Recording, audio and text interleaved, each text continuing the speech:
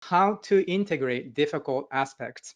This is more of a humanistic side of astrology, as I'm a consulting astrologer that see clients regularly. And these are the things that I feel are very helpful to understand sometimes. So my encouragement to you is to jot down what you feel might be the most challenging aspects in your natal chart, just so that you can think about the aspect while the presentation is going on, and then perhaps come up with a few different ways of seeing it and understanding it through what we are going to discuss today. So try to look at the natal chart of your natal chart, and then maybe jot down one or two aspects that you feel are the most challenging in your life. Okay. So I believe most of you have written down something like one of these combinations. On one side, the slower planets, Saturn, Uranus, Neptune, and Pluto. And then those slower planets making a hard aspect to the what we might call the faster or the personal planets, Sun, Moon, Mercury, Venus, and Mars. Yeah. The aspect type, usually hard aspect, is conjunction, square, opposition. Of course, if you use other hard aspects, semi-square, sesquiquadrate, quindecile, those are like 45, 135, or 165 degrees, you can include them as well. But usually the boldest statement in your natal chart is made by the conjunction, square, or the opposition. And typically you feel the most impact when you have a slower planet in hard aspect with the faster planet.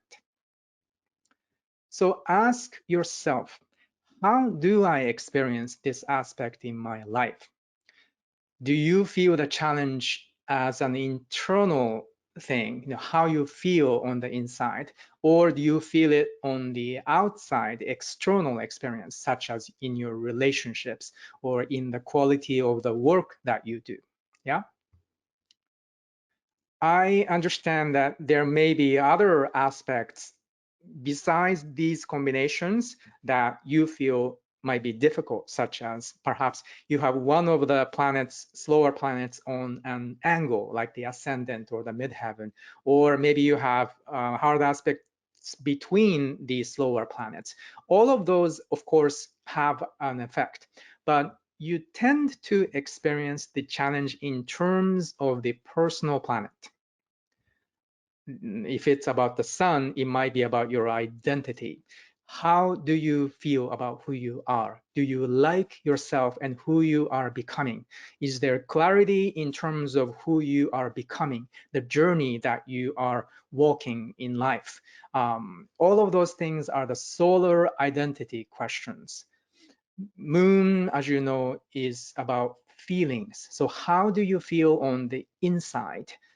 Is there a negative feeling or emotion that is kind of pervasive and problematic in your life?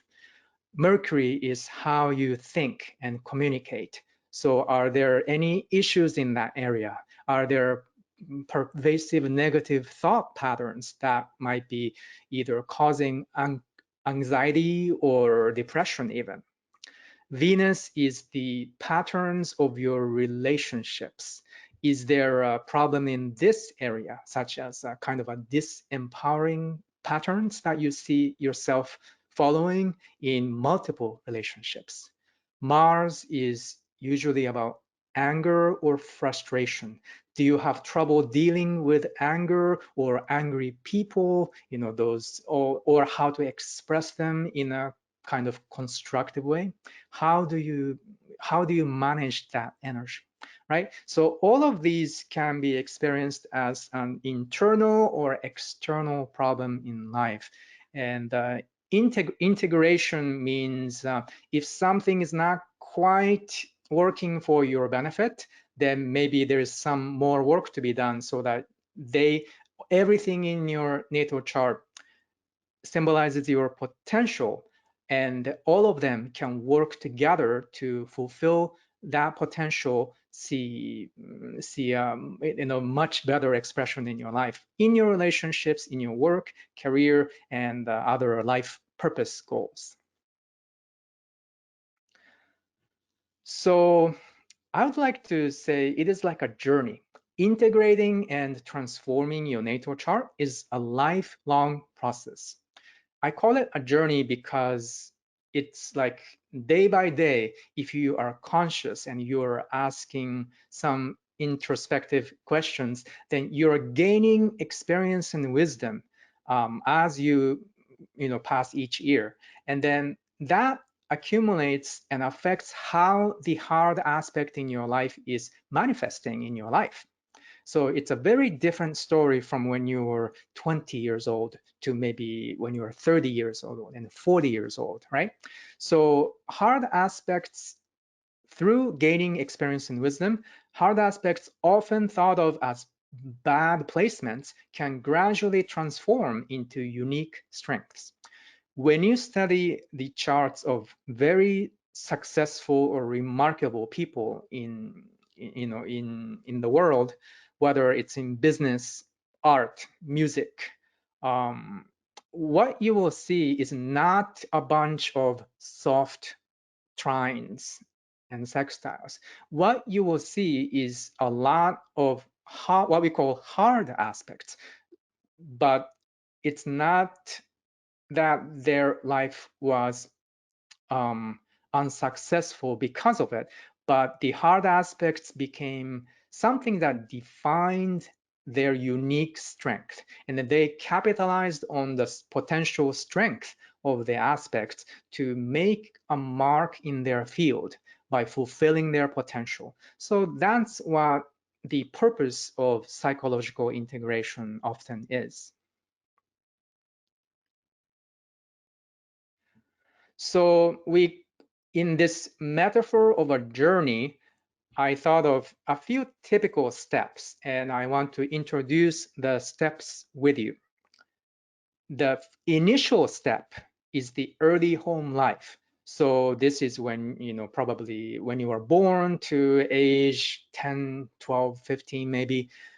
This, at that very first period in your life, you experience your hard aspects through mostly your home environment, especially in the relationship you have with your parents. A lot of times, if you have siblings, that can get factored in. So parents usually model the behavior and relationship patterns. Um, Often that means they train you or they condition you to express that hard aspect that you're thinking of in a certain way.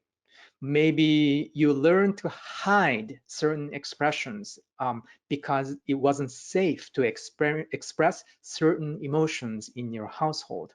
Or maybe it's just a family culture that didn't permit certain expression of certain energies. I hear so many stories about like parents discouraging certain emotions or certain expressions of creativity from occurring. And then that almost becomes like a shameful thing to express. So then that planet, whether that is sun or moon or Mercury or whatnot, they never get permission or support to develop further. So then you end up kind of getting suppressed until later when you have more freedom to explore its expression. So that's the usually first step.